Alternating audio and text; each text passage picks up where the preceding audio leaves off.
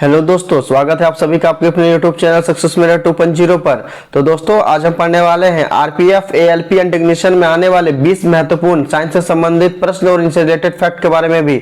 तो बिल्कुल भी स्किप ना करें और लास्ट तक बने रहें। अगर आप हमारे चैनल पर नए हो तो सब्सक्राइब कर बेल आइकन को दबा ले। और लास्ट में आपसे क्वेश्चन भी पूछूंगा जिसका आंसर आपको कमेंट बॉक्स में बतानी है। साथ ही आप हमारे टॉप 20 क्वेश्चन में कितना अटेम्प्ट कर पाते हो कमेंट बॉक्स में जरूर लिखेंगे। तो चलिए स्टार्ट करते हैं। हमारा आज का पहला सवाल है, किसी पुष्प और मधुमक्खी के बीच का संबंध पुष्प में किसके लिए किस में सहायक होगा।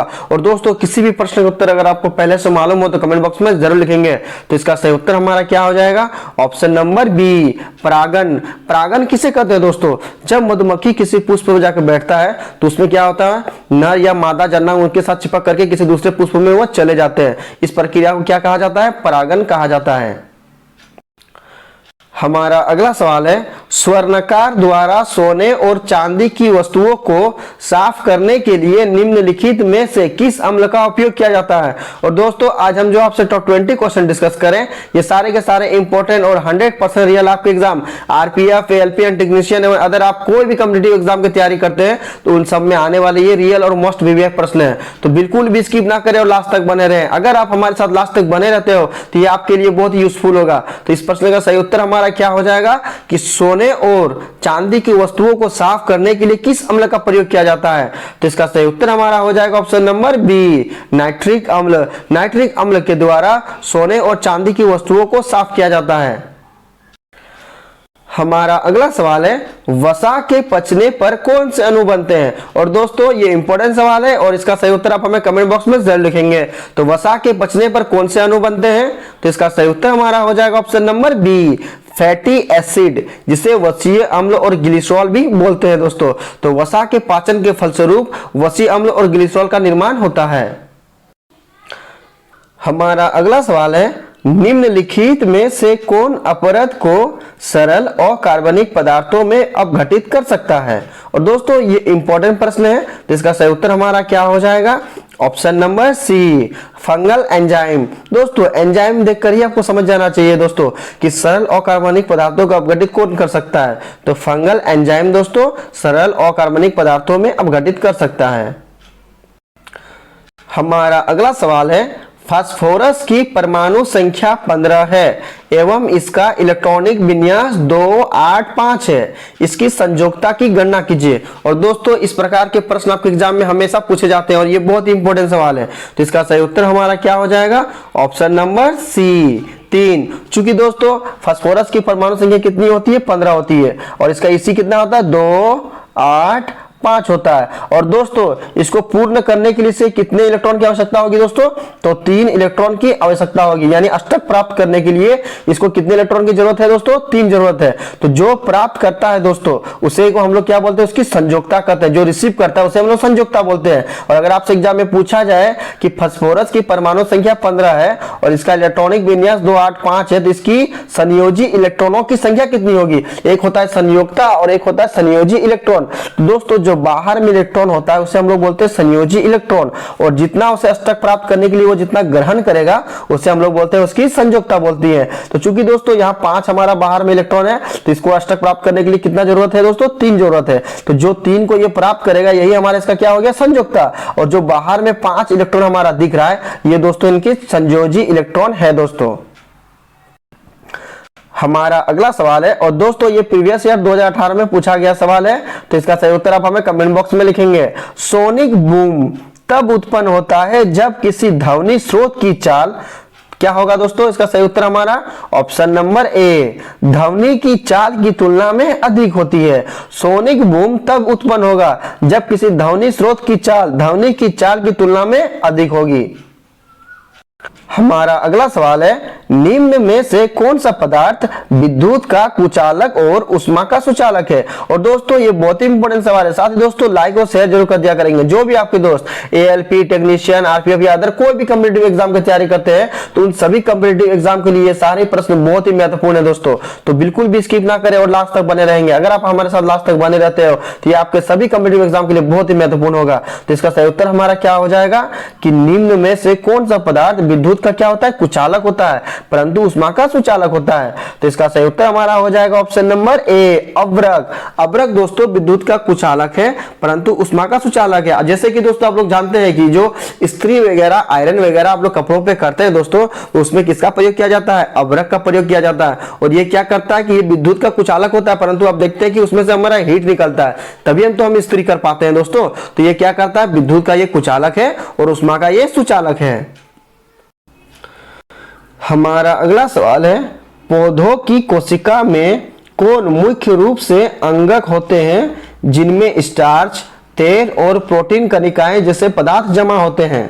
जिसका सही उत्तर हमारा क्या हो जाएगा, option number A, leucoplast. Leucoplast पौधों का वह मुख्य अंग है दोस्तों जिनमें स्टार्च, तेल और प्रोटीन की कणिकाएं जमा होती है। हमारा अगला सवाल है, और दोस्तों ये बहुत इंपॉर्टेंट सवाल है दोस्तों, इसी प्रकार के क्वेश्चन दोस्तों आपके एग्जाम में पूछे जाएंगे, तो बिल्कुल भी स्किप ना करें दोस्तों और लास्ट तक बने रहेंगे। एक तत्व की परमाणु संख्या 17 है एवं द्रव्यमान संख्या 36 है, तो उसमें उपस्थित न्यूट्रॉन की संख्या कितनी होगी। तो दोस्तों न्यूट्रॉन की संख्या बराबर हमारा क्या होता है दोस्तों, तो न्यूट्रॉन की संख्या बराबर हमारा होता है दोस्तों द्रव्यमान संख्या माइनस परमाणु संख्या होता है दोस्तों। तो आपको क्या करना है, द्रव्यमान संख्या हमारा कितना दिया हुआ है दोस्तों, 36 दिया हुआ है, और माइनस कितना है दोस्तों, हमारा परमाणु संख्या 17 है। तो अगर हम 36 में 17 घटा देंगे दोस्तों तो कितना हो जाएगा हमारा, 19 हो जाएगा दोस्तों। तो इसका सही उत्तर हमारा क्या हो जाएगा, ऑप्शन नंबर सी, यानी एक तत्व की परमाणु संख्या 17 है एवं द्रव्यमान संख्या 36 है, तो उसमें उपस्थित न्यूट्रॉन की संख्या कितनी होगी, 19 हो जाएगी। हमारा अगला सवाल है, प्रोकैरियोटिकों की तुलना में यूकैरियोटिक कोशिकाएं अधिक जटिल होती है। यूकैरियोटिक कोशिका में निम्नलिखित में से कौन सी संरचना विशिष्ट रूप से उपस्थित होती है। तो इसका सही उत्तर हमारा क्या हो जाएगा, ऑप्शन नंबर डी, सूत्र कणिका, जिसे माइटोकॉन्ड्रिया कहा जाता है दोस्तों। तो प्रोकैरियोटिकों की तुलना में यूकैरियोटिक कोशिकाएं अधिक जटिल होती है, और यूकैरियोटिक कोशिका में निम्नलिखित में से कौन सी संरचना विशिष्ट रूप से उपस्थित होती है, तो सूत्र कणिका अर्थात माइटोकॉन्ड्रिया उपस्थित होती है। हमारा अगला सवाल है, और दोस्तों ये बहुत इंपॉर्टेंट सवाल है और इसका सही उत्तर आप हमें कमेंट बॉक्स में लिखेंगे। घरेलू विद्युत परिपथ में उदासीन तार का कौन सा रंग होता है।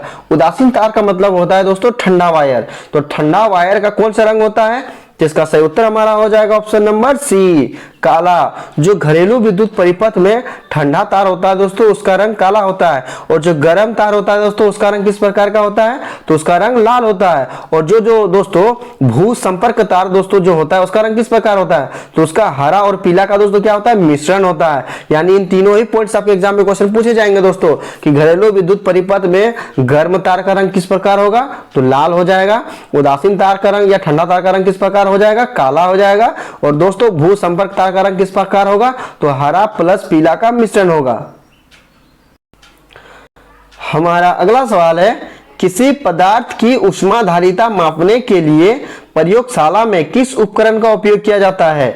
तो इसका सही उत्तर हमारा क्या हो जाएगा, ऑप्शन नंबर सी, कैलोरीमीटर। किसी पदार्थ की ऊष्माधारिता मापने के लिए प्रयोगशाला में कैलोरीमीटर का उपकरण का प्रयोग किया जाता है।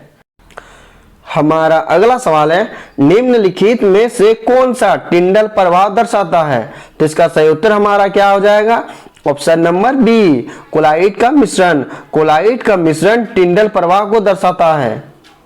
हमारा अगला सवाल है, ध्वनि तरंग का ध्वनि की प्रबलता को कौन निर्धारित करता है। और दोस्तों लाइक और शेयर जरूर कर दिया करेंगे, और जो भी हमारे चैनल पर नए हो वो सब्सक्राइब कर बेल आइकन को दबा लेंगे। तो इसका सही उत्तर हमारा क्या हो जाएगा, कि ध्वनि तरंग के ध्वनि की प्रबलता को कौन निर्धारित करता है। तो इसका सही उत्तर हमारा हो जाएगा ऑप्शन नंबर डी, आयाम। आयाम दोस्तों ध्वनि तरंग के ध्वनि की प्रबलता को निर्धारित करता है, जिसके कारण दोस्तों हमें ध्वनि मंद या तेज सुनाई देती है। हमारा अगला सवाल है, आवर्त सारणी के संबंध में निम्नलिखित में से कौन सा सही नहीं है। दोस्तों हमें 4 ऑप्शन दिया गया जिसमें हमें पूछा गया कि वो कौन सा ऑप्शन है जो सही आवर्त सारणी के बारे में नहीं बताता है। तो चलिए ऑप्शन ए देखते हैं। ऑप्शन ए में है हमारा आवर्त सारणी में 18 आवर्त और 7 समूह होते हैं। और दोस्तों ये बिल्कुल ही गलत है दोस्तों, क्योंकि आवर्त सारणी में दोस्तों आवर्तों की संख्या हमारा कितना होता है, 7 होता है, और समूह की संख्या हमारा 18 होता है। यानी इस प्रश्न का सही उत्तर हमारा ऑप्शन नंबर ए ही हो जाएगा। कि लिखा है, हमसे क्वेश्चन पूछ ही रहा है दोस्तों कि आवर्त सारणी के संबंध में कौन सा कथन सही नहीं है, तो ऑप्शन ए का कथन हमारा सही नहीं है। जबकि ऑप्शन बी में है समूह 2 के तत्वों को क्षारीय मृदा धातु कहा जाता है। और दोस्तों ये बिल्कुल ही सही है दोस्तों, समूह 1 के तत्वों को क्या कहा जाता है, क्षारीय धातु कहा जाता है, और समूह 2 के तत्वों को क्षारीय मृदा धातु कहा जाता है। ऑप्शन सी में है आवर्त सारणी में 7 आवर्त और 18 समूह होते हैं। दोस्तों आप देख सकते हैं जो ऊपर में हमारा लिखा है कि आवर्त सारणी में 18 आवर्त और 7 समूह है, और यहाँ ऑप्शन सी में दिया हुआ है आवर्त सारणी में 7 आवर्त और 18 समूह है। ये स्टेटमेंट हमारा सही है दोस्तों, जबकि ऑप्शन ए हमारा गलत था और वही हमारा सही उत्तर है। और ऑप्शन डी में हमसे पूछा गया है उत्कृष्ट गैसों को समूह 18 में शामिल किया गया है, और ये बिल्कुल ही सही है दोस्तों। उत्कृष्ट गैसों को, नोबेल गैसों को कहां पर रखा गया है, 18वें समूह में रखा गया है। यानी इस प्रश्न का सही उत्तर हमारा ऑप्शन नंबर ए हो जाएगा। हमारा अगला सवाल है फूल का कौन सा भाग बीज बनता है, तो इसका सही उत्तर हमारा क्या हो जाएगा, ऑप्शन नंबर ए बीजांड। फूल का बीजांड भाग बीज बनता है। हमारा अगला सवाल है जिन कोशिकाओं में केंद्रक झिल्ली रहित केंद्रक पदार्थ होता है उन्हें कौन सी कोशिका कहा जाता है। और ये बहुत इंपॉर्टेंट सवाल है दोस्तों, और आप देख सकते हैं कि आज हमने जितने भी क्वेश्चन आपको बता रहे हैं ये सारे के सारे इंपॉर्टेंट और 100% दोस्तों रियल आपके एग्जाम में आने वाले प्रश्न हैं। तो सभी प्रश्नों को अच्छे से देखेंगे और उन्हें याद करेंगे दोस्तों। तो जिन कोशिकाओं में केंद्रक झिल्ली रहित केंद्रक पदार्थ होता है उन्हें कौन सी कोशिका कहा जाता है, तो इसका सही उत्तर हमारा हो जाएगा ऑप्शन नंबर डी प्रोकैरियोटिक कोशिका। जिन कोशिकाओं में केंद्रक झिल्ली रहित केंद्रक पदार्थ होता है उन्हें प्रोकैरियोटिक कोशिका कहा जाता है। हमारा अगला सवाल है प्रत्येक न्यूरॉन एक साइटोन यानी कोशिका का निर्मित होता है जिसमें से कई छोटी छोटी शाखाएं निकली होती है, जिन्हें क्या कहा जाता है, तो इसका सही उत्तर हमारा क्या हो जाएगा, ऑप्शन नंबर डी द्रुमिकाएं। द्रुमिकाएं दोस्तों प्रत्येक न्यूरॉन एक साइटोन निर्मित होता है जिसमें से कई छोटी छोटी शाखाएं निकली होती है। हमारा अगला सवाल है किसको मूल शीर्ष की लगातार विभाजित होने वाली कोशिकाओं द्वारा दर्शाया जाता है, तो इसका सही उत्तर हमारा क्या हो जाएगा, ऑप्शन नंबर डी विभाजोत्तक वृद्धि। विभाजोत्तक वृद्धि दोस्तों मूल शीर्ष की लगातार विभाजित होने वाली कोशिकाएं हैं। हमारा अगला सवाल है, और दोस्तों आज का हमारा ये अंतिम प्रश्न है। साथ ही आज हमने जो आपको टॉप 20 क्वेश्चन बताया ये सारे के सारे इंपॉर्टेंट और 100% रियल आपके एग्जाम आरपीएफ, एलपी टेक्नीशियन एवं अदर कोई भी कॉम्पिटिटिव एग्जाम की आप जिसकी तैयारी करते हैं उनमें आने वाले महत्वपूर्ण प्रश्न हैं। तो सभी प्रश्नों को अच्छे से देखेंगे और उन्हें याद करेंगे। साथ ही दोस्तों लाइक और शेयर जरूर कर दिया करेंगे, और अगर आप हमारे चैनल पर नए हो तो सब्सक्राइब कर बेल आइकन को दबा लेंगे। तो चलिए प्रश्न की ओर बढ़ते हैं। हमारा आज का अंतिम प्रश्न है भूपरपट्टी में अधिकतम बहुतायत में पाए जाने वाले तत्व कौन से हैं, तो भूपरपट्टी में अधिकतम बहुतायत मात्रा में पाए जाने वाले तत्व कौन से हैं, और इसका सही उत्तर क्या होगा दोस्तों आप हमें कमेंट बॉक्स में लिखेंगे। तो इसका सही उत्तर हमारा हो जाएगा ऑप्शन नंबर ए एल्यूमिनियम और लोहा। एल्यूमिनियम और लोहा भूपरपट्टी में अधिकतम बहुतायत मात्रा में पाए जाने वाले तत्व हैं। अब लास्ट वीडियो के क्वेश्चन का आंसर। लास्ट वीडियो में मैंने आपसे क्वेश्चन पूछा था निम्नलिखित में से कौन सा स्वपोषी है, और इसका सही उत्तर ऑप्शन नंबर बी था पादप। पादप एक स्वपोषी है जो अपना भोजन स्वयं बनाता है, और लगभग सभी स्टूडेंट्स का सही जवाब दिया और मोस्टली स्टूडेंट्स के बारे में डिटेल्स में लिखा। तो मैं आपको फिर बोलूंगा कि क्वेश्चन के बारे में आपको जितना ज्यादा से ज्यादा पता हो उन्हें आप लिखा करो, क्योंकि जो चीजें आप लिख देते हो उन्हें आप कभी नहीं भूलते हो। अब आपके लिए आज का सवाल है निम्नलिखित में से कौन सा जीव कशेरुकी नहीं है। 4 ऑप्शन दिया गया है, सही उत्तर आपको कमेंट बॉक्स में बतानी है। साथ ही आप हमारे टॉप 20 क्वेश्चन में कितना टाइम कर पाए कमेंट बॉक्स में जरूर लिखेंगे, और दोस्तों लाइक और शेयर जरूर कर दिया करेंगे, और अगर आप हमारे चैनल पर नहीं है तो सब्सक्राइब कर बेल आइकन को दबा लेंगे। तो चलिए दोस्तों मिलते हैं नेक्स्ट वीडियो में, तब तक के लिए बाय बाय, टेक केयर।